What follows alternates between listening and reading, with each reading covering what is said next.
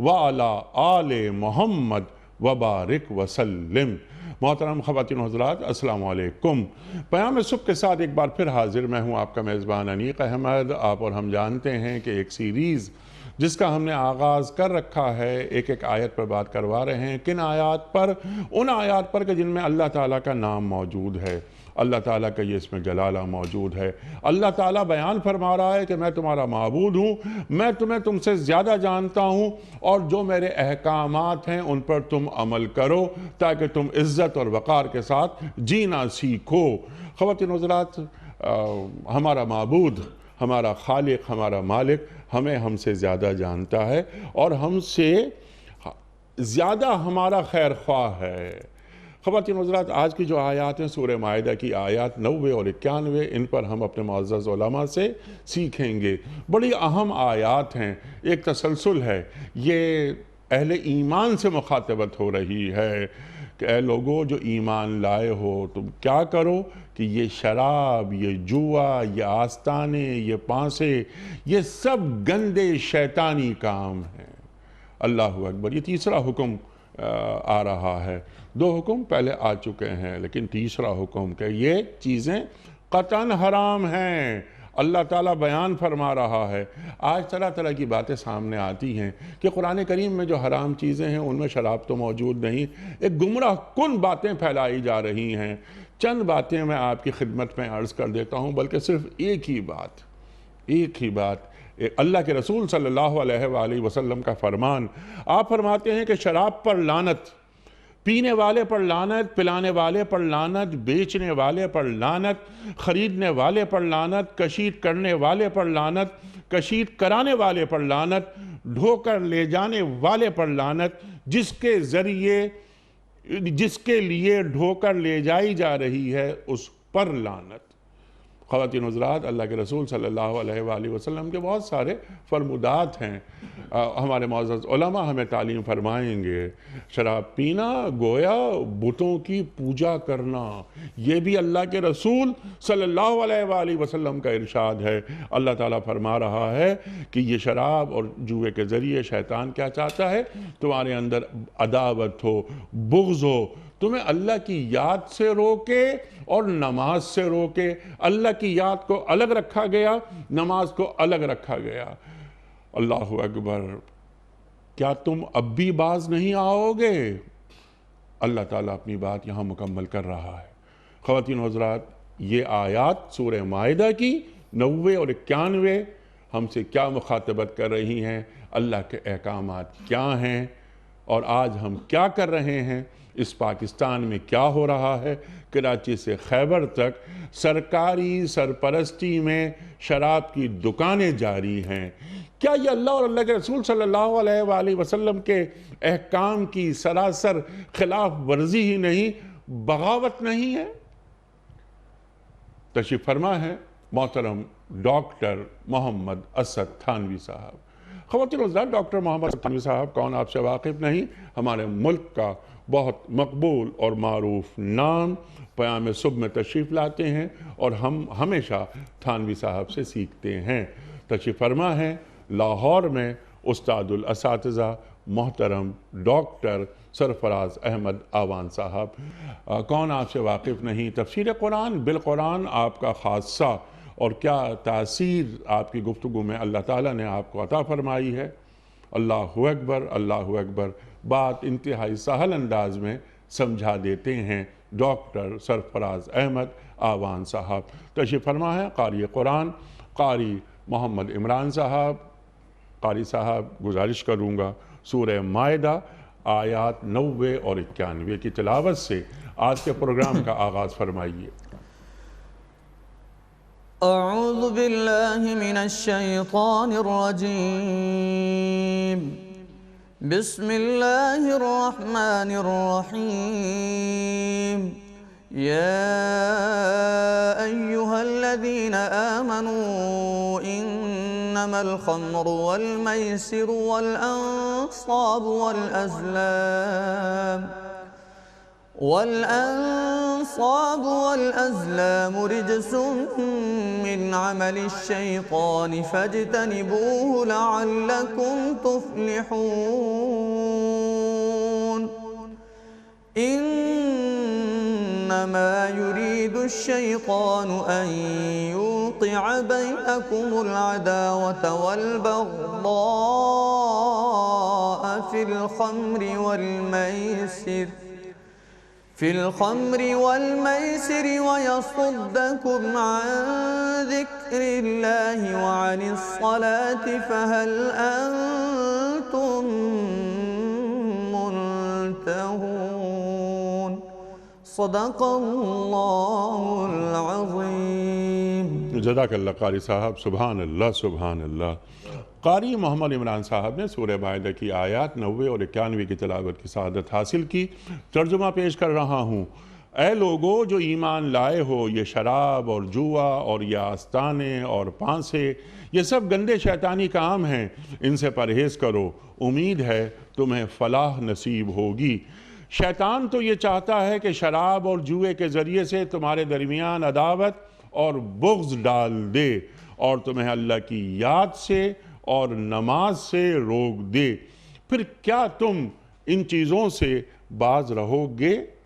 صدق اللہ العظیم۔ خواتین و حضرات، اس سے پہلے کہ ہم قبلہ ڈاکٹر محمد اسد تھانوی صاحب کی خدمت میں آج کے پروگرام کے حوالے سے پہلا سوال رکھیں، کل کے پوچھے گئے سوال کا درست جواب اور آج کا سوال آپ کی خدمت میں۔ کل کا سوال یہ تھا کہ حضرت حلیمہ سعدیہ رضی اللہ تعالی عنہا کا سرکار دو عالم صلی اللہ علیہ وآلہ وسلم سے کیا رشتہ تھا؟ درست جواب، آپ رضائی والدہ تھیں۔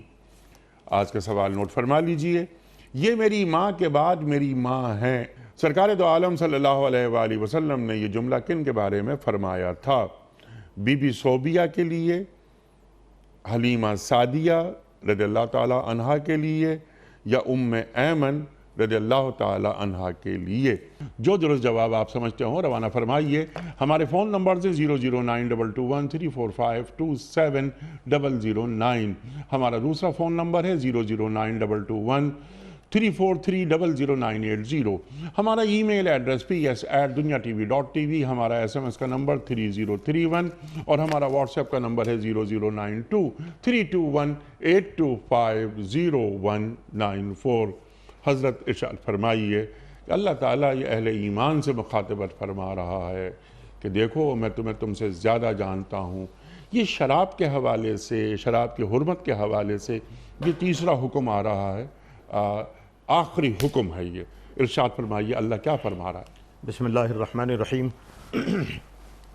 قرآن پاک میں جتنے بھی احکام اللہ تعالیٰ نے مسلمانوں کے لیے نازل فرمائے وہ تقریباً سب کے سب بتدریج ہیں، اور جیسے حکم نازل ہوتا تھا اس کے اوپر صحابہ کرام رضوان اللہ تعالیٰ علیہم اجمعین اور رسول اللہ صلی اللہ علیہ وسلم کے غلام اس پر عمل کرتے تھے۔ جیسے غار حرا میں جب جناب رسول اللہ صلی اللہ علیہ وسلم کے مبارک سر کے اوپر تاج نبوت رکھا گیا تو 2 وقت کی نماز فرض قرار دی گئی، جو بعد میں قرآن پاک کے احکام کے بعد 5 وقت کے نماز ہوئی۔ اسی طرح روزے پہلے ایام 20 کے 3 تھے، اور محرم کا روزہ جناب رسول اللہ صلی اللہ علیہ وسلم 10 محرم کا فرمایا۔ لیکن جب یا ایھا الذین آمنوا کتب علیکم الصیام نازل ہوا تو پورے مہینے کے روزے فرض قرار دے دیے گئے۔ اس میں بھی کچھ 1-2 ریلیکزیشنز تھیں جو بعد میں اگلی آیتوں میں ختم کر دی گئیں۔ شراب کے بارے میں چونکہ عرب کے علاقے میں عموماً شراب پی جاتی تھی اور شراب عام تھی لوگوں میں، تو اللہ تعالیٰ نے شراب کے احکام بتدریج نازل فرمائے۔ سب سے پہلا جو حکم نازل فرمایا وہ تھا یسألونک عن الخمر والمیسر قل فیہما اسم کبیر ومنافع للناس۔ کہ نبی آپ سے یہ سوال کرتے ہیں شراب کے بارے میں اور جوئے کے بارے میں، تو آپ بتا دیں کہ اس میں منافع لوگوں کے لیے ہیں لیکن اس میں نقصانات بہت زیادہ ہیں۔ یعنی پہلی وجہ یہ بتایا گیا کہ اگر رک جاؤ تو تمہارے لیے زیادہ اچھا ہے کیونکہ اس میں خرابیاں ہیں۔ پھر دوسرا قرآن پاک کی آیت نازل ہوئی یا ایھا الذین آمنوا لا تقربوا الصلاۃ وانتم سکارا جی حتی تعلموا ما تقولون ولا جنبا الا عابرین، پوری آیت ہے قرآن پاک کی کہ اے وہ لوگوں جو دولت ایمانی سے لا تقربوا الصلاۃ وانتم سکارا، کہ جب تم نشے کی حالت میں ہو تو نماز کے قریب بھی مت جانا، یعنی نماز کے وقت یا نماز سے پہلے تم نشے کی حالت میں نہ ہو۔ ٹھیک۔ پھر تیسرا یہ حکم آخری نازل ہوا جس میں اللہ تعالیٰ نے فرمایا یا ایھا الذین آمنوا، یہاں بھی اہل ایمان کہہ کے مخاطب ہے، جی یا ایھا الذین آمنوا، اے وہ لوگوں جو دولت ایمانی سے مشرف ہو چکے ہو، جنہوں نے کلمہ طیبہ لا الہ الا اللہ محمد رسول اللہ پڑھ لیا ہے، انما الخمر والمیسر والانصاب والازلام رجس من عمل الشیطان فاجتنبوہ، امر کا صیغہ ہے۔ جیسے آپ کسی بچے کو کہتے ہیں یہ مت کرو، باپ بیٹے کو ڈانٹتا ہے کہتا ہے یہ مت کرو، وہ ایک دم ہٹ جاتا ہے، یہ ہے فاجتنبوہ۔ پھر اللہ تعالیٰ فرماتے ہیں لعلکم تفلحون، کہ اگر تم نے میرے یہ حکم مان لیا، اول تو تمہیں ماننا چاہیے چونکہ ایمان کا تقاضا ہے، تو تمہیں اللہ تعالیٰ فلاح حاصل فرمائیں گے، فلاح عطا فرمائیں گے۔ اب یہ قرآن پاک کو کہ اس حکم کو یا پہلے والے دونوں حکم کے مطابق اگر دیکھیں، تفسیر میں بے تحاشا حدیثیں ہیں جناب رسول اللہ صلی اللہ علیہ وسلم کی۔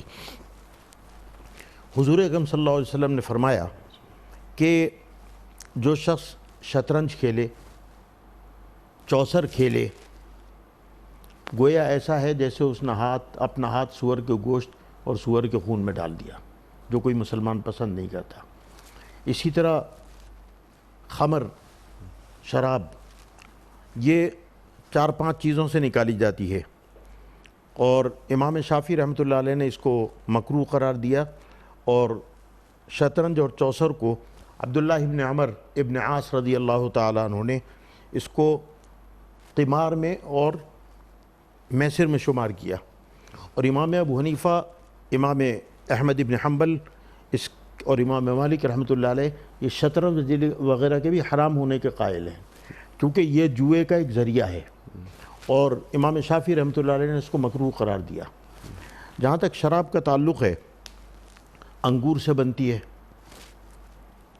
کھجور سے بنتی ہے، شہد سے بنتی ہے، گیہوں سے بنتی ہے، جو سے بنتی ہے، ان تمام شرابوں کو حرام قرار دیا گیا۔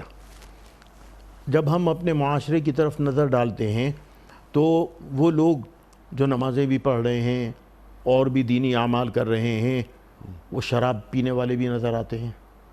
ایک صاحب نے اور لطیفہ سنایا، انہوں نے کہا کہ جی ہم لوگ جہاز میں آ رہے تھے بینکاک سے یا کہیں سے، تو وہاں شراب مفت بٹتی ہے جہاز کے اندر، تو سارے لوگ پی رہے تھے، تو وہ لوگ جو مسلمان کہلاتے ہیں اور مومن کہلاتے ہیں وہ بھی پی رہے تھے۔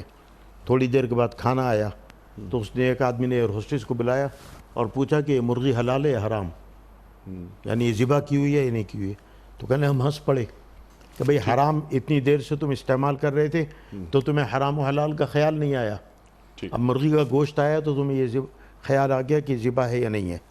جناب رسول اللہ صلی اللہ علیہ وسلم نے جب یہ شراب کی حرمت کی آیت نازل ہوئی تو ایک جگہ تشریف لے گئے، وہاں 10 مشکیزیں تھے شراب کے، آپ نے سب میں کا چوکا لگا کے سب کی شراب بہا دی۔ حدیث شریف میں ہے کہ جناب رسول اللہ صلی اللہ علیہ وسلم کے اس حکم کے بعد کہ قرآن پاک میں نا فَهَلْ أَنْتُمْ مُنْتَهُونَ، کہ کیا تم اس سے رکتے ہو یا نہیں رکتے، تو تمام صحابہ کرام جو رضی اللہ تعالیٰ عنہ بجمعی وہاں موجود تھے، انہوں نے کہا انتہینا ربنا، اے اللہ ہم نے تیرا حکم مان لیا اور ہم اس سے رک گئے۔ تو بات یہ ہے کہ قرآن پاک میں اور احادیث میں تو یہ تمام باتیں موجود ہیں، اور اچھا علم اور شاید حدیث بھی ہے کسی سے مروی ہے جو مجھے صحیح اگر یاد پڑتا ہے کہ اگر کوئی آدمی شراب پیتا ہو اور وہ بغیر توبہ کے مر جائے تو حالت ایمان پہ نہیں ہے، کیونکہ جناب رسول اللہ صلی اللہ علیہ وسلم نے فرمایا کہ ایک شرابی جب شراب پیتا ہے تو مومن نہیں رہتا، یعنی ایمان کی چادر اس سے اتار لی جاتی ہے، ایمان کی چادر اس سے کھینچ لی جاتی ہے۔ وہ اپنے آپ کو سمجھتا ہے کہ میرا نام عبداللہ اور عبد الرحمن ہے، لیکن اس کا نام عبداللہ اور عبد الرحمن سے کاٹ کے نتھو لال اور بدھو لال لکھ دیا جاتا ہے، حتیٰ ہاں اگر وہ توبہ کر لے اور اللہ تعالیٰ معاف کر دے تو بات دوسری ہے۔ تو علماء نے لکھا کہ اگر وہ شراب پینے کی حالت میں بغیر توبہ کیے مر جائے تو حالت کفر میں مر۔ سبحان اللہ سبحان اللہ۔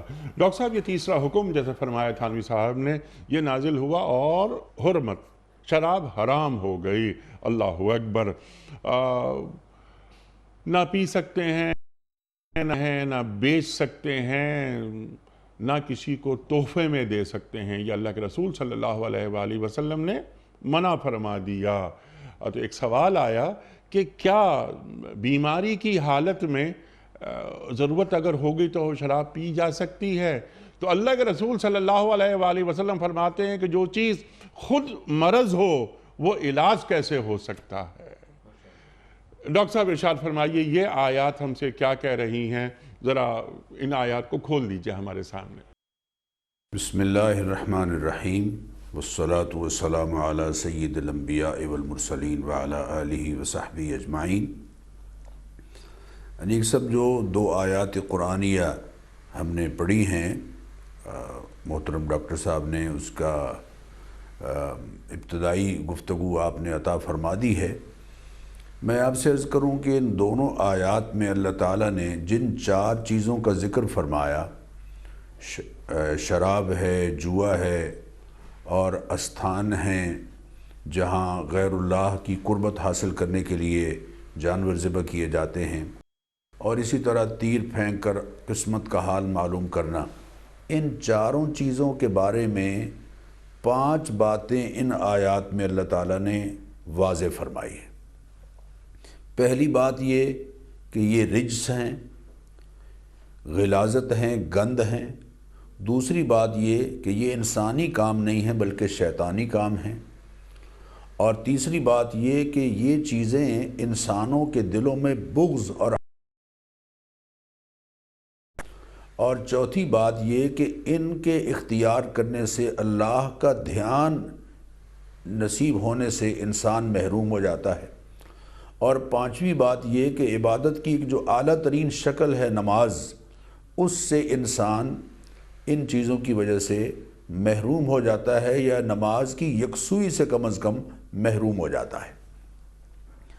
اب ذرا میں آپ سے درخواست کروں گا کہ پہلی بات پر ذرا توجہ دیجئے۔ اللہ تعالیٰ نے ارشاد فرمایا کہ انما الخمر والمیسر والانصاب والازلام رجس، یہ رجس ہے۔ اور رجس قرآن کریم میں اللہ نے کس چیز کو قرار دیا ہے؟ 2 چیزوں کو اللہ نے قرآن کریم میں رجس قرار دیا ہے۔ سورہ انعام کی آیت نمبر 145، اس میں ارشاد فرمایا لا اجد فیما اوحی الی محرما علی طاعم یطعمہ الا ان یکون میتتا او دما مسفوحا او لحم خنزیر فانہ رجس۔ کھانے والوں کے لیے جن چیزوں کو ہم نے حرام قرار دیا ہے، ان میں سے ایک ہے او لحم خنزیر، خنزیر کا گوشت، سور کا گوشت، فَإِنَّهُ رِجْسٌ، اس لیے کہ وہ رجس ہے۔ تو جیسے سور کا گوشت رجس ہے، رجس ہونے کی وجہ سے حرام ہے، بالکل 100% یہی الفاظ اللہ تعالیٰ نے شراب کے بارے میں استعمال فرمائے کہ فَإِنَّهُ رِجْسٌ، یہ رجس ہے۔ کیا سور کے گوشت کو کوئی حلال کہہ رہا ہے اور سور کا گوشت کھانے کے لیے کوئی تیار ہے؟ یہ کہہ کر کہ جناب قرآن کریم میں اس کو رجس کہا گیا ہے، لیکن کوئی بات نہیں، رجس ہی کہا گیا ہے نا، رجس حرام قرار دیا گیا ہے رجس کہہ کر۔ جیسے سور کا گوشت حرام ہے، بالکل ویسے ہی شراب بھی رجس ہے، سور کے گوشت کی طرح حرام۔ دوسری بات جو قرآن کریم اللہ تعالیٰ نے ارشاد فرمایا کہ فَاجْتَنِبُوا الرِّجْسَ مِنَ الْأَوْثَانِ، بتوں کی اور استھانوں، بتوں کی پوجا کی غلاظت سے اپنے آپ کو بچاؤ۔ یہاں بھی بتوں کو رجس قرار دیا جا رہا ہے۔ تو جیسے بتوں کی پوجا حرام ہے، ویسے ہی شراب بھی حرام ہے۔ اور تیسری بات میں عرض کرنا چاہوں گا، اور اس کو ذہن میں رکھیں حضرات، اس لیے کہ لفظ حرام کسی چیز کے لیے لفظ حرام آ جائے یہ ضروری نہیں۔ قرآن کریم میں بعض چیزوں کو لفظ حرام کے ذریعے سے حرام قرار دیا گیا ہے، جی۔ جیسے انما حرم علیکم المیتۃ والدم ولحم الخنزیر، اللہ نے مردار کو حرام کیا ہے، اور وہ خون جو ذبح کے وقت بہتا ہے جانور کی گردن سے، حلال جانور کی گردن سے، وہ بھی حرام ہے، اور خنزیر بھی حرام ہے وغیرہ۔ اور دوسرے حرف لا کے ذریعے سے بعض چیزوں کو حرام قرار دیا گیا ہے، جیسے لا تاکلوا اموال الیتامی، لا تاکلوا اموالکم بینکم بالباطل، آپس میں ایک دوسرے کے مال ناحق طریقے سے نہ کھاؤ، لا تقربوا الزنا، بدکاری کے قریب نہ جاؤ۔ لا کے ذریعے سے کچھ چیزوں کو حرام قرار دیا گیا ہے۔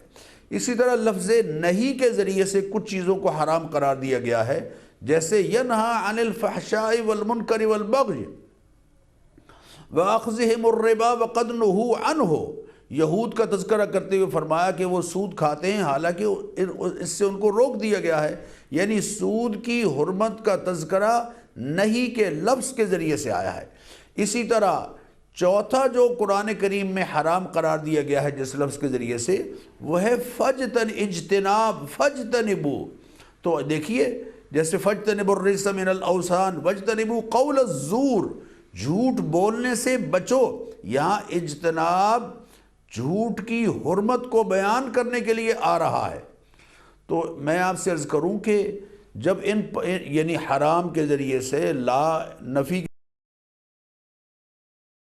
اور نہیں کے ذریعے سے اور اجتناب کے ذریعے سے کسی چیز کو حرام قرار دیا گیا ہے، تو یہاں اجتناب کا لفظ قرآن کریم کی آیت میں موجود ہے۔ اور ایک اہم بات جس کی میں تھانوی صاحب بھی جس کی تصدیق کریں گے اور اس کا کوئی انکار کر نہیں سکتا، صحیح مسلم میں نبی کریم علیہ الصلاۃ والتسلیمات کا ارشاد گرامی ہے، انیق صاحب جس ہستی پر یہ آیت اتری ہے، جس ہستی پر یہ آیت اتری ہے وہی اس ہستی کا صحیح مصداق بتا سکتی ہے۔ سبحان اللہ۔ جس ہستی پر نبی کریم علیہ الصلاۃ والتسلیمات پر جب یہ آیہ کریمہ اتری تو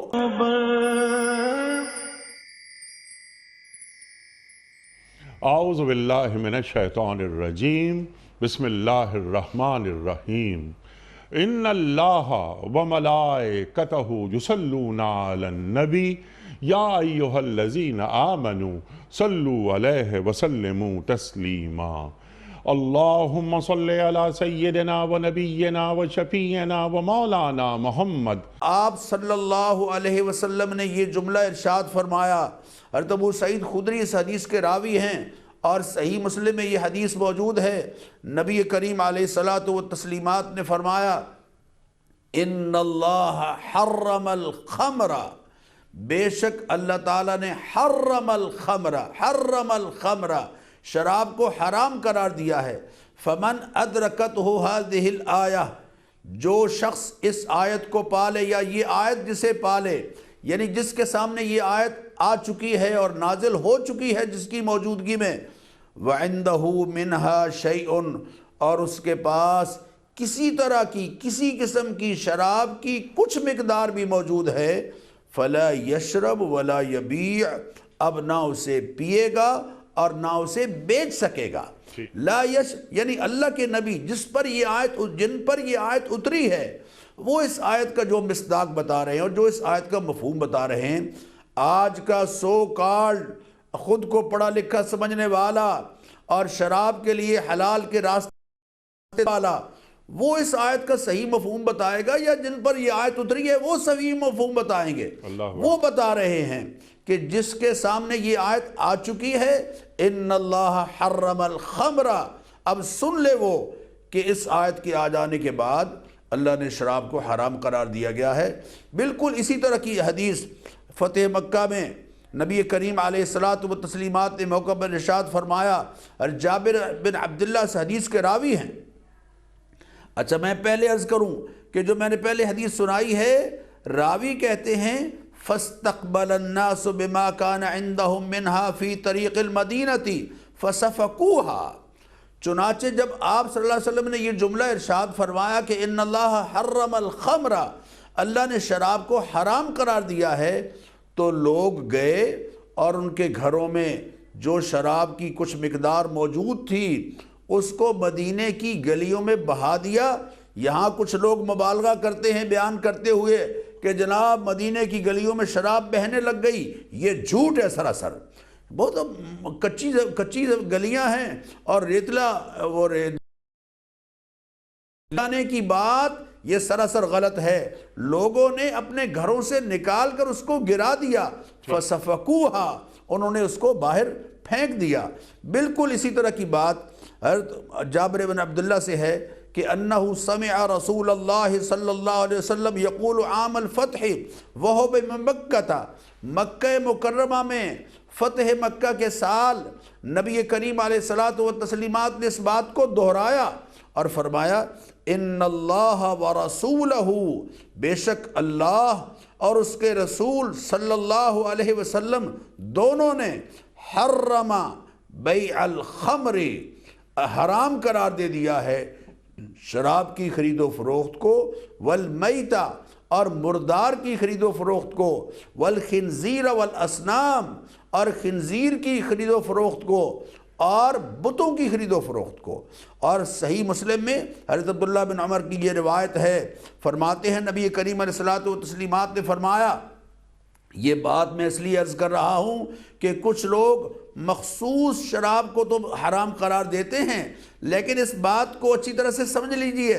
فرمایا کل مسکر خمر، ہر نشہ آور چیز خمر ہے، وکل مسکر حرام، اور ہر نشہ آور چیز حرام ہے۔ سبحان اللہ۔ تو اللہ اور اس کے رسول صراحتاً واضح فرما رہے ہیں اس کی حرمت کا، اور جن پر یہ آیت اتری ہے وہ اپنی زبان مبارک سے بار بار اس کو حرام قرار دے رہے ہیں۔ تو آج کا کوئی نشئی اس کے لیے یہ تلاش کرتا پھرتا ہے کہ لفظ حرمت مجھے ملنی چاہیے۔ اللہ اکبر، اللہ اکبر۔ اور ڈاکٹر صاحب جس چیز کی کثرت حرام ہے اس کی قلیل مقدار بھی حرام ہے، یہ بھی کل ما اللہ کے رسول۔ اسکر کثیرہ فقلیلہ حرام، اللہ اکبر۔ کل ما اسکر کثیرہ فقلیلہ حرام، جس چیز کی زیادہ مقدار نشے میں مبتلا کر دے گی اس کی تھوڑی سی مقدار بھی اللہ کے حبیب اس کو حرام قرار دے رہے ہیں۔ سبحان اللہ، سبحان اللہ، سبحان اللہ۔ تھانوی صاحب، بنیادی گفتگو، بنیادی خیال، یہ آپ دونوں حضرات نے بالکل واضح کر دی بات۔ پہلے یہ آیات مکمل کر لیتے ہیں، اس کے بعد اس کو آج کے سے یہ لمحہ موجود سے جوڑ دیں گے اسے ہم۔ اللہ تعالیٰ فرما رہا ہے کہ یہ تو رجس، یعنی رجس، گندگی، غلاظت، وہ جس سے تم خود گھن کھاتے ہو۔ بے شک شیطان یہ چاہتا ہے کہ شراب اور جوئے کے ذریعے تمہارے درمیان عداوت اور بغض پیدا کر دے، تمہیں اللہ کی یاد سے اور نماز سے روک دے۔ یہاں اللہ کیا فرما رہا ہے؟ عداوت، بغض، اللہ کا ذکر، نماز، الگ الگ نماز پڑھنے کے علاوہ بھی ہم ہمیشہ اللہ کو یاد کرتے ہیں، اللہ کے ساتھ رہنا پسند کرتے ہیں، اور اگر خدا نہ خواستہ ہم سے کوئی غلطی ہو جاتی ہے تو ہم فوراً اللہ سے رجوع کر لیتے ہیں نماز کے علاوہ بھی۔ تو اللہ کیا فرما رہا ہے یہاں؟ ارشاد۔ قرآن پاک کی پہلی بات تو یہ کہ جو ڈاکٹر صاحب نے بات بیان فرمائی اصولی، کہ قرآن میں لِتُبَيِّنَ لِلنَّاسِ مَا نُزِّلَ إِلَيْهِمْ، کہ جناب رسول اللہ صلی اللہ علیہ وسلم قرآن پاک کے احکام کی تفصیل لوگوں کو کھول کر بیان کریں گے۔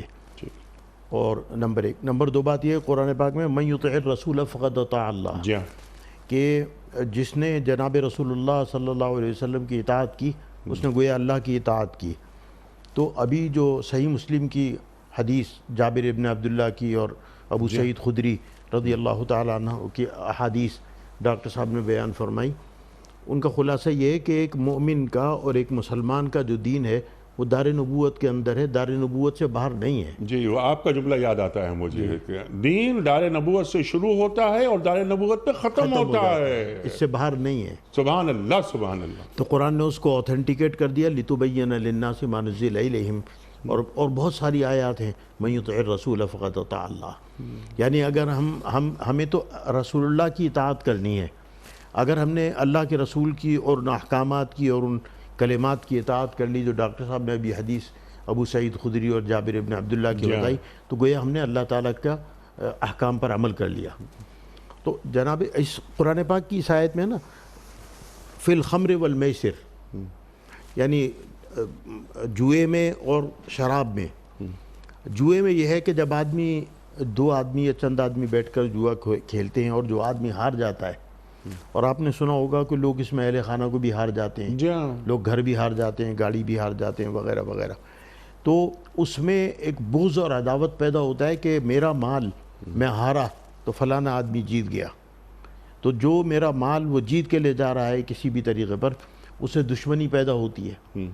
اچھا، اور جب آدمی شراب کے نشے میں مدہوش ہوتا ہے تو اسے اپنے پرائے کی تمیز نہیں رہتی، تمیز ہی نہیں رہتی، تو وہ تو اپنے ہوش میں ہی نہیں رہتا، وہ تو اپنی عقل میں ہی نہیں رہتا۔ تو اللہ، اور آپ دیکھیے یہ جتنے بھی خطاب ہیں یا ایھا الذین آمنوا سے ہیں، اے وہ لوگوں جو دولت ایمانی سے مشرف ہو چکے ہو۔ تو اگر اس کا اپوزٹ میننگ کیا ہے کہ اگر ان احکامات پہ عمل نہیں کیا تم نے تو تم ایمان سے باہر ہو۔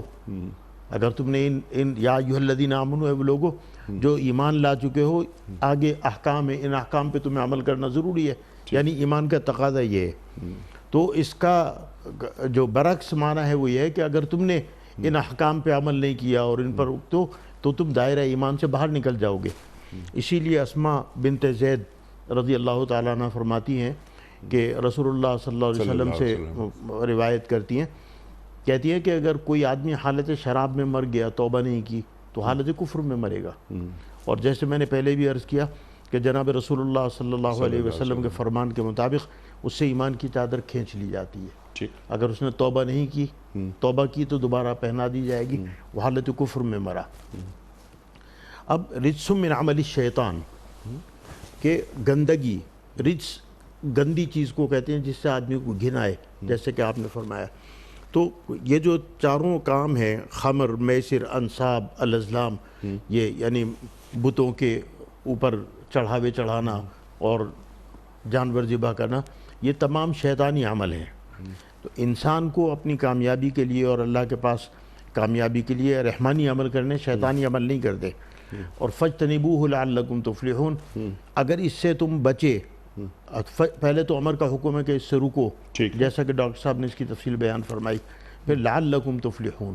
علماء نے لکھا لعل بھی ایک شاہانہ جملہ ہے، یعنی گویا اللہ تعالیٰ فرما رہے ہیں کہ تمہیں فلاح عطا فرما دی جائے گی، لیکن اللہ تعالیٰ چونکہ پوری کائنات کے مالک ہیں اس لیے لفظ لعل استعمال کرتے ہیں، یعنی فلاح آدمی کو مل جائے گی۔ اگلی آیت میں انما یرید الشیطان ان یوقع بینکم العداوۃ والبغضاء فی الخمر والمیسر ویصدکم عن ذکر اللہ وعن الصلاۃ، یعنی جب آدمی اس قسم کے نشہ کرے گا، جوئے میں لگا ہوگا، بتوں پر جا کر جانور چڑھا رہا ہوگا، تو ایک تو اللہ کے ذکر سے وہ دور ہو جائے گا، ٹھیک ہے، اور اس کو یہ پتہ ہی نہیں چلے گا کہ نماز کا وقت کب شروع ہوا اور کب ختم ہو گیا۔ ٹھیک ہے، بالکل۔ اس کے ساتھ ساتھ یہ کہ یعنی نماز سے شیطان چاہتا ہے تم رک جاؤ، اور ڈاکٹر صاحب اللہ کے ذکر سے رک جاؤ۔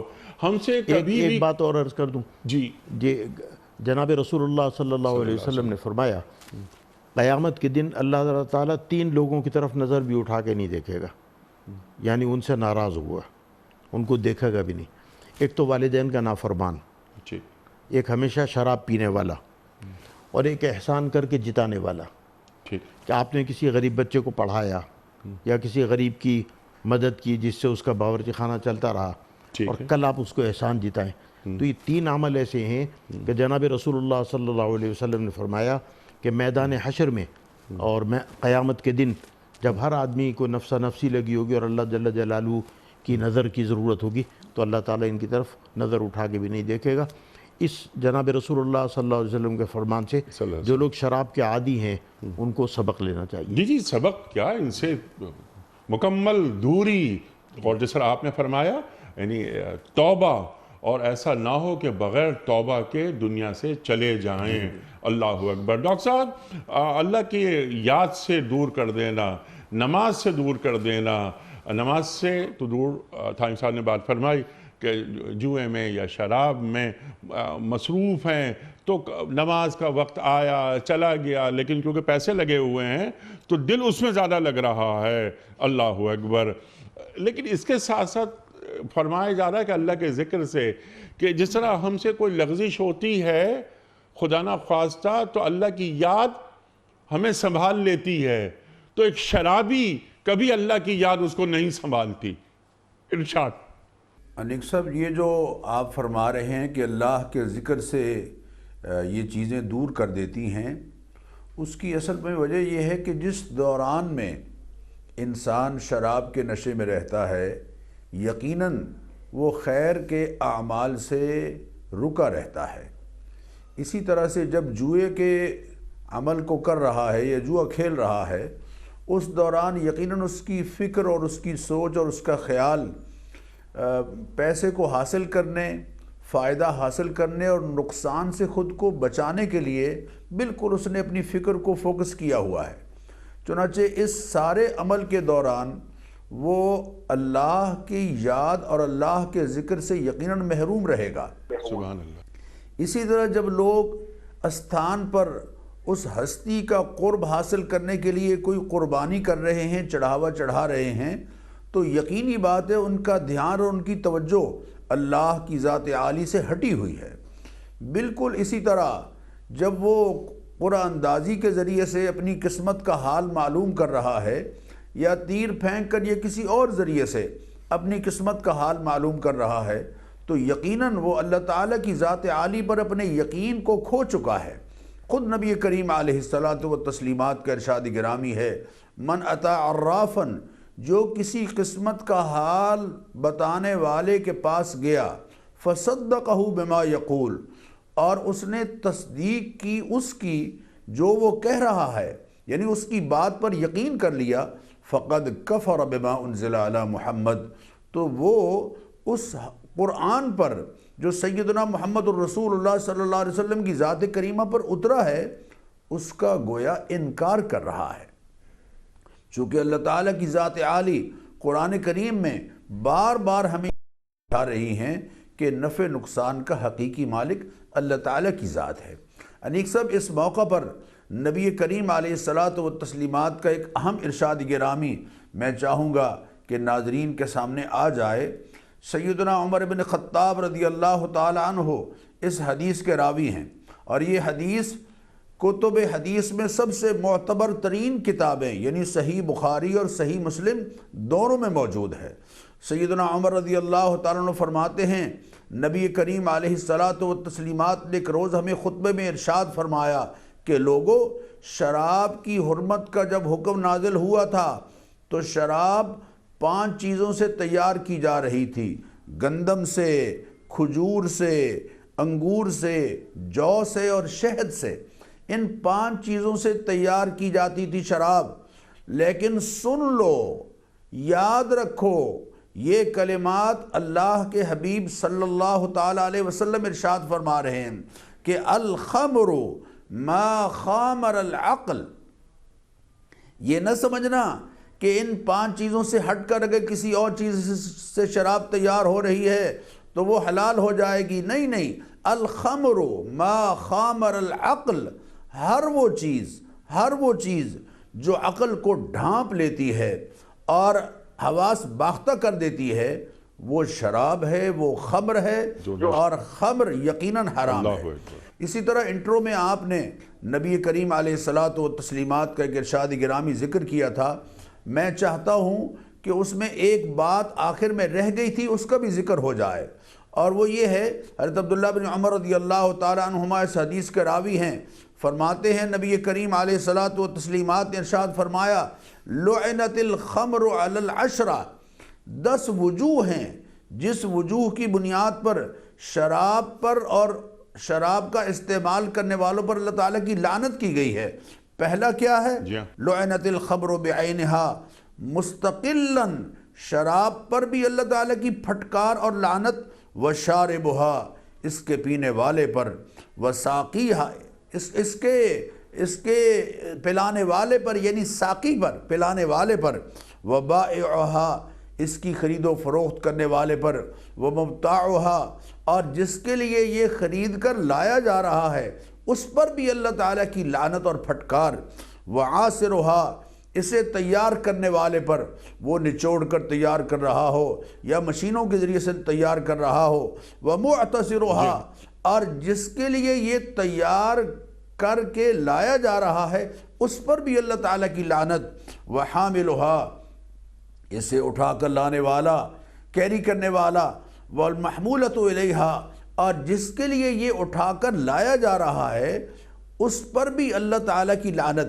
یہ 9 باتیں تو آپ نے ذکر کر دی تھی، لیکن 10ویں بات کا ذکر بہت ضروری ہے، اور وہ ہے وَآكِلُ ثَمَنِهَا، اس کے سرمائے کو کھانے والا، اس کی قیمت حاصل کرنے والا، اس کے لیے دکان بنا کر اس کو بیچ کر اس سے اجرت اور پیسہ اور سرمایہ حاصل کرنے والا، ایسا شخص جو دکان کھول کے شراب کی لوگوں کی زندگی برباد کر رہا ہے، ان کی صحت برباد کر رہا ہے، ان کے جسم کے اعضاء کو معطل کرنے کا سامان مہیا کر رہا ہے، اس کے بارے میں نبی کریم علیہ الصلوۃ والتسلیمات نے فرمایا کہ اس کی قیمت اور اجرت کھانے والے پر اللہ تعالیٰ کی لعنت ہے، پھٹکار ہے۔ سبحان اللہ، سبحان اللہ۔ نیز یہ کہ ہر مذہب میں شراب حرام ہے، نمبر 1۔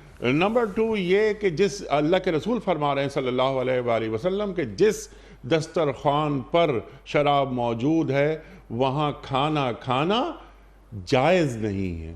ٹھیک ہے تھانوی صاحب، اللہ تورات میں بھی شراب کی حرمت کا ہر مذہب میں حرام ہے۔ اللہ اکبر۔ اچھا، اب یہاں پر ذرا کچھ ٹو ڈوز کرنے کے کام آج دنیا بھر میں، یعنی مذاہب کے علاوہ ہم آ جائیں، ایکسیڈنٹس میں اموات، بیماریاں، جتنی میڈیکل ایسوسییشنز ہیں جو دنیا کے بڑے ممالک، ترقی یافتہ ممالک، ان کی رپورٹس، اللہ اکبر، اللہ اکبر۔ تو یہ انسان کے لیے نقصان دہ چیز ہے۔ اللہ تعالیٰ نے قرآن کریم میں بیان فرما دیا، پوری انسانیت کے لیے پوری انسانیت کے لیے، ہدی للناس، قرآن کریم تو انسانیت کے لیے ہدایت ہے نا۔ اچھا، اب یہ کہ ہم کیا کر رہے ہیں؟ میرا سمپل سوال آپ کی خدمت میں یہ ہے کہ یہ جو اسلامی ریاستیں ہیں جن میں شراب خوری، شراب نوشی اور یہ تمام کام ہو رہے ہیں، کشید کی جا رہی ہے، آج پاکستان میں، اب ہم کر لیتے ہیں کراچی کا ذکر، یعنی کراچی کو ہم زیادہ جانتے ہیں نا کیونکہ ہمارا شہر ہے، کوئی ایک میل ایسا نہیں ہے جہاں وہاں جاتے ہیں، اس کا ریونیو آتا ہے، یعنی ہماری کمائی میں، حلال کمائی میں، ریاست کی حلال کمائی میں یہ شراب کا جو ٹیکسز ہیں وہ شامل ہو رہے ہیں۔ کیا وہ رجز نہیں ہے؟ کیا وہ شیطانی عمل نہیں ہے؟ کیا وہ اللہ کے احکام کی خلاف ورزی نہیں ہے؟ دیکھیے قرآن پاک کی ایک آیت ہے، اللہ تعالیٰ نے فرمایا وَأَنْتُمُ الْأَعْلَوْنَ إِن كُنتُم مُؤْمِنِينَ، کہ اگر تم ایمان کے تقاضوں کو پورا کرو گے تو اللہ تعالیٰ سر بلندی تمہیں عطا فرمائیں گے۔ اس وقت 57 اسلامی ملک ہیں بشمول پاکستان، دنیا کی معدنیات کی کثیر تعداد مسلمان ملکوں میں موجود ہے، لیکن سر بلندی نہیں ہے، ہم غلام ہیں، معاشی غلام ہیں، احکام کہیں اور سے آتے ہیں، وَإِنَّ الشَّيَاطِينَ لَيُوحُونَ إِلَىٰ أَوْلِيَائِهِمْ۔ تو ابھی یہ قرآن پاک کی جو آیات ہیں، مثلا شراب کی آیات ہیں اور بھی آیات ہیں، یا ایھا الذین آمنوا کہہ کر مخاطب کیا جا رہا ہے، جی ہاں، اے وہ لوگوں جو مومن ہو، جو مسلمان ہو، جنہوں نے کلمہ طیبہ لا الہ الا اللہ محمد رسول اللہ پڑھا، تو ان احکام پہ عمل کرو گے تو تم مومن کہلاؤ گے نا، وَأَنْتُمُ الْأَعْلَوْنَ إِن كُنتُم مُؤْمِنِينَ۔ تو آج جب میں اپنی گھر کا، اپنی محلے کا، اپنی برادری کا، اپنے شہر کا وغیرہ وغیرہ جائزہ لیتا ہوں، ہم تو ایمان پہ تقاضا کرنے میں پورے نظر نہیں آتے بحیثیت قوم کے۔ تو اس سلسلے میں کچھ حکومت کے فرائض ہیں، حکومت کے بھی فرائض ہیں، معاشرے کے بھی فرائض ہیں۔ ٹھیک ہے، اچھا، حکومت اپنے فرائض سے بالکل غافل ہے۔ ٹھیک، بات یہ کہ ہم غیر مؤمن جو قومیں ہیں، غیر مسلم جو قومیں ہیں، یا بے دین جو قومیں ہیں، اللہ تعالیٰ نے ان کے ترقی کے لیے اصول اور رکھے، لیکن مسلمانوں کے لیے اور مومنین کے لیے جو جناب رسول اللہ صلی اللہ علیہ وسلم کے لائے ہوئے دین پر ایمان رکھتے ہیں، ان کے لیے ایک بنیادی اصول متعین کر دیا۔ نہ ہی صرف ایمان رکھتے ہیں بلکہ ان کی غلامی پہ فخر محسوس کرتے ہیں، ان کی جوتیوں کو ذرے سے اپنے اعلیٰ سمجھتے ہیں۔ ہمارا کوئی بھی نوجوان ہو جو ٹی شرٹ پہنتا ہے اور اس پتلون پہنتا ہے اور کلین شیوڈ ہے، رسول اللہ کے ناموس کے لیے وہ اپنے سینے پہ گولی کھانے کے لیے تیار رہتا ہے، یعنی یہ محبت رسول ہے، لیکن اطاعت رسول نہیں ہے قوم کے اندر۔ تو قرآن نے کہہ دیا وَأَنْتُمُ الْأَعْلَوْنَ إِن كُنتُم مُؤْمِنِينَ، کہ تم بحیثیت معاشرے کے اپنا جائزہ لے لو اگر تم ایمان کے تقاضے پورے کرنے والے ہو، یعنی یا ایھا الذین آمنوا والی آیات پہ عمل کرنے والے ہو، تو سر بلندی جیسے پہلے 700 برس مسلمانوں کے لیے لکھی گئی وہ تمہارے لیے، دنیا کی کسی اور قوم کے لیے نہیں ہے۔ اللہ اکبر، یا ایھا الذین آمنوا آمنوا باللہ ورسولہ، اللہ تعالیٰ قرآن کریم میں فرما رہا ہے اے لوگو جو ایمان لائے ہو، ایمان لاؤ اللہ پر اور اللہ کے رسول صلی اللہ علیہ وآلہ وسلم پر۔ ڈاکٹر صاحب کنکلوڈ فرما دیجئے آج کے پروگرام کو۔ میں نے ایک سوال یہ بھی رکھا تھا کہ ذمہ داری ہر شخص کی ہے، بالکل اپنے معاشروں کو پاک صاف مصفہ رکھے، لیکن کچھ فرائض حکومت کے بھی ہوتے ہیں، کیونکہ ان کے پاس قوت نافذہ ہے، ان کے ہاتھ میں ڈنڈا ہے۔ یہ اسلامی جمہوریہ پاکستان میں کس طرح یہ دکانیں کھلی ہوئی ہیں اور کس طرح یہاں پر شراب کشید کرنے والی فیکٹریز لگی ہوئی ہیں؟ ارشاد۔ انیک صاحب، یہ بڑے دکھ کی بات ہے، ایک ایسا ملک جس کو لا الہ الا اللہ محمد الرسول اللہ کی بنیاد پر حاصل کیا گیا، اس کی پارلیمنٹ میں ایک مسیحی برادری کے یا ایک غیر مسلم برادری کے ممبر اسمبلی بل پیش کیا، یہ بل پیش کرتے ہیں کہ شراب چونکہ ہمارے ہاں بلکہ تمام ادیان میں حرام ہے، مسیحیت میں بھی حرام ہے، مسلمانوں کے ہاں بھی حرام ہے، بلکہ تمام ادیان کے ہاں حرام ہے، اور مسیحی برادری کا نام لے کر اسے لوگ خرید رہے ہیں اور بیچ رہے ہیں۔ تو مہربانی کر کے پارلیمنٹ سے یہ بل پاس کرایا جائے کہ شراب پر پابندی لگائی جائے، لیکن یہ المیہ ہے کہ پارلیمنٹ کے ممبران، مسلمان ممبران، بلکہ فیڈرل گورنمنٹ کے وزراء وہ کھڑے ہو گئے اس بل کی مخالفت میں اور یہ کہا کہ یہ شخص جھوٹی شہرت حاصل کرنا چاہتا ہے۔ خدا تمہیں ہدایت دے، اتنا بڑا ظلم کہ معاشرے میں ایک چیز جو یقیناً اللہ اور اس کے رسول کی تعلیمات کی خلاف ورزی میں بیچی جا رہی ہے، اور نہ صرف یہ کہ اس سے اللہ اور اس کے رسول کی تعلیمات کی نافرمانی ہو رہی ہے، بلکہ انسانوں کی جانوں سے کھیلا جا رہا ہے۔ مسلسل شراب پینے والے افراد جگر ختم ہو رہا ہے، پھیپھڑے ختم ہو رہے ہیں، گردے ختم ہو رہے ہیں، جسمانی اعضاء میں شکست و ریخت مسلسل ہے اور کینسر تک نوبت پہنچ رہی ہے، ان کی اولاد ان کی شفقتوں سے محروم ہو رہی ہے، اولاد نافرمانی پر اتر آ رہی ہے، کاروبار زندگی متاثر ہو رہا ہے، بیویوں کو طلاق دی جا رہی ہے، یہاں تک نوبت پہنچ رہی ہے۔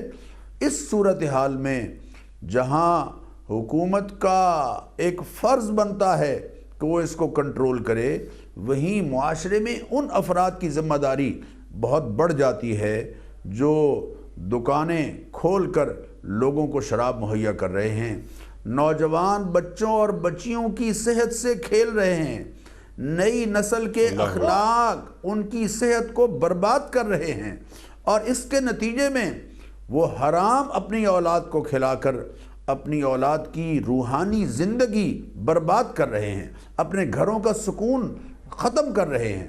تو انہیں چاہیے کہ خدا را کوئی اور کام کر لو جو ملک کی معیشت میں استحکام کا ذریعہ بنے، لیکن اللہ اور اس کے رسول کی بغاوت کر کے ملک کی معیشت کو مستحکم نہیں کیا جا سکتا۔ نیک صاحب، ہمیں چاہیے، میں درخواست کروں گا ان لوگوں سے کہ جو دکانیں بڑھائے بیٹھے ہیں شراب کی، کم از کم اس سلسلے کو بند کر کے کوئی ایسا راستہ تلاش کریں جس سے جائز رزق ان کو میسر آ سکے۔ اللہ توفیق عطا فرمائے۔ سبحان اللہ، سبحان اللہ۔ جی ارشاد۔ اگر کوئی غیر ملکی پاکستان آ کر جائزہ لے ہمارے معاشرے کا، وہ یہ کہے گا کہ مسلمانوں کا ملک ہے لیکن اسلامی ملک کبھی نہیں کہے گا۔ جی ہاں، لیکن اس کے باوجود ذرا سی ایک بات میں عرض کروں گا، پھر میں کنکلوڈ کرنا چاہ رہا ہوں، کلوز کرنا چاہ رہا ہوں۔ یقیناً ایسا ہے کہ بہت ساری چیزیں یہاں گفتگو میں بھی آئیں، لیکن ڈاکٹر صاحب 5 وقت کی اذان اسی مملکت میں بلند ہوتی ہے، نمازیں، رمضان آ رہا ہے، ابھی تراویحیں جو نظر آئیں گی، یہاں قرآن پڑھے جائیں گے۔ یہ مملکت، یعنی ہم ناقص العمل تو ہو سکتے ہیں، ہم ناقص الایمان نہیں ہیں۔ ہاں، جیسے آپ نے بات فرمائی کہ وہ لڑکا جو سینے پر محبت رسول کریم صلی اللہ علیہ وآلہ وسلم میں گولی کھا رہا ہے، اسے اطاعت رسول بھی کرنی چاہیے صلی اللہ علیہ وآلہ وسلم۔ اور ڈاکٹر صاحب جو بات آپ نے فرمائی وہ میرے ذہن میں یہ بات آ رہی تھی کہ گردے خراب ہو جاتے ہیں، کینسر ہو جاتا ہے شراب پینے سے، امراض ہوتے ہیں، اور پورے امریکہ شراب پینے کے بعد گاڑی چلاتے ہوئے ہزاروں لوگ مر جاتے ہیں۔ تو امریکہ کی جو حکومت ہے یا مغربی ممالک کی حکومت، بڑی سختیاں ہوتی ہیں وہاں پر، بلکہ ابھی ہم کہیں گاڑی سے گزر رہے تھے، گاڑی کو روک لیا گیا، ہم نے کہا پتہ نہیں کیا مسئلہ ہوا، تو ان کے ہاتھ میں کوئی مشین تھی، وہ مشین کے ذریعے صرف ڈرائیور کو وہ مشین منہ میں لگاتے یہ چیک کرنے کے لیے کہ کہیں وہ شراب تو نہیں پیا ہوا۔ تو یہ ممانعت تو ہے، ہر جگہ ہے، لیکن جیسا آپ نے بات فرمائی یا ایھا الذین آمنوا، یہ کس کے حکم ہیں؟ یہ محض حکومت وقت کا حکم نہیں ہے۔ ما آتاکم الرسول فخذوہ وما نہاکم عنہ فانتہوا، رسول جو تمہیں دیں وہ لے لو، جس سے روک دیں رک جاؤ۔